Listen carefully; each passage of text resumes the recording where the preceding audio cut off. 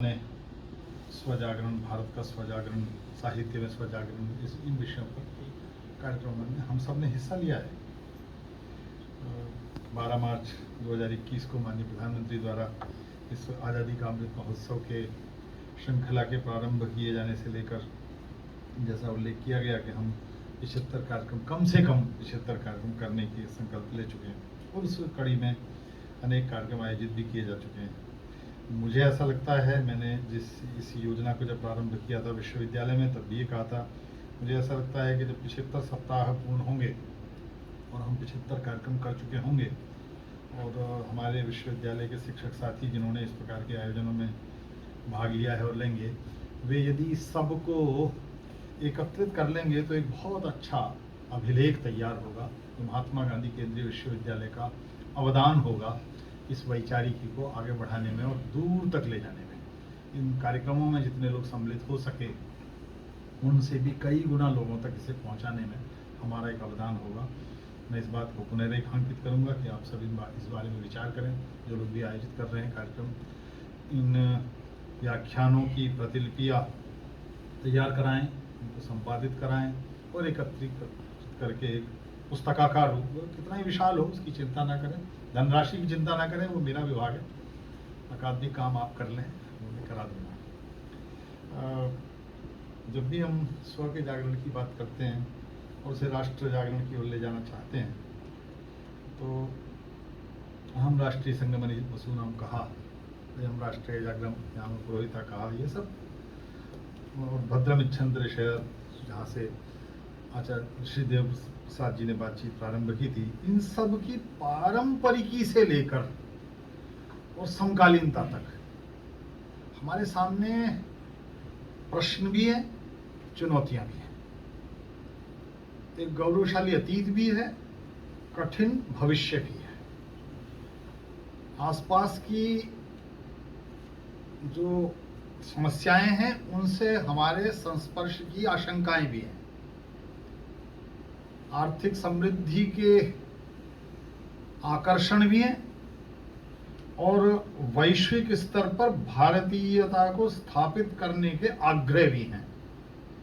इन सब में संतुलन बनाना थोड़ा एक काम है और संकेत के माध्यम से, जैसा कहा गया कि संकेत से प्रधानमंत्री जी कह रहे हैं, मुझे लगता है कि ये अधिक दायित्व सामाजिक संस्थाओं से भी अधिक दायित्व विश्वविद्यालयों का ही है, हमारे इन उच्च शिक्षा के संस्थानों का ही है कि उन संकेतों को समझें।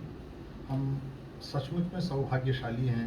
मैं प्रायः पिछले कई महीने से कह रहा हूँ, हम सचमुच में सौभाग्यशाली हैं कि भारत की आज़ादी के 75वें वर्ष में प्रवेश करते समय हम इस सब के साक्षी हैं, हम स्वयं साक्षी हैं। स्वातंत्र्य की भावना को आज समझना उतना सरल नहीं होगा उन लोगों के लिए जो स्वतंत्र भारत में रह रहे हैं और जिन्होंने लोकतांत्रिक व्यवस्थाओं को सामान्य सरलीकृत भाव से देखा भी है।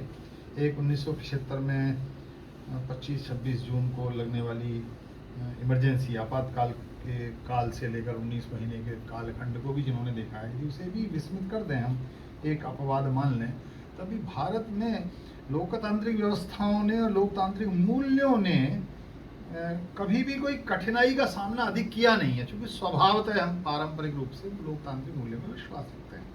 लेकिन वो संरचनात्मक है, वो अधिगम नहीं है, और यदि वो अधिगम नहीं है तो फिर इसका अर्थ है कि पराधीनता के कष्टों के बारे में समझते समय भी हमें जानना पड़ेगा कि क्या वो जिसका प्रारंभ देवव्रत प्रसाद जी ने प्रारंभ में कहा कि वो सत्ता का स्थानांतरण मात्र क्या स्वतंत्रता है। मैंने पिछले बार एक उल्लेख किया था, 26 या 27 जनवरी को महात्मा जी ने अपने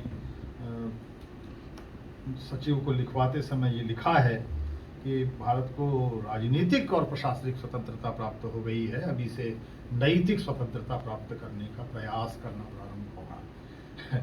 यदि वो महात्मा जी उसे राजनीतिक स्वतंत्रता और प्रशासनिक स्वतंत्रता मात्र मान रहे हैं, तो हमारे 75 वर्ष के इस अनुभव से हम ये जरूर जानते हैं कि प्रशासनिक स्वतंत्रता तो संभवतः अभी भी प्राप्त नहीं हुई है।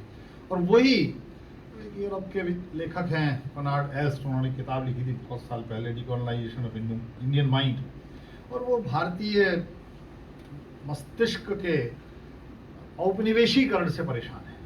और मुझे लगता है वो औपनिवेशीकरण वैचारिकी में, मस्तिष्क में, कार्यप्रणाली में, प्रशासन में, व्यवस्था में, संरचनाओं में, अभिकरणों में, उपकरणों में और सभी प्रकार के उपादानों में उपस्थित है, दृढ़तापूर्वक उपस्थित है।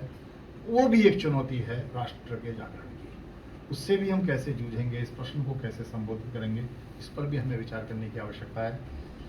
घड़ी मुझे अवसर नहीं दे रही है अधिक बोलने का। आप सबको एक बार पुनः आभार व्यक्त करता हूँ।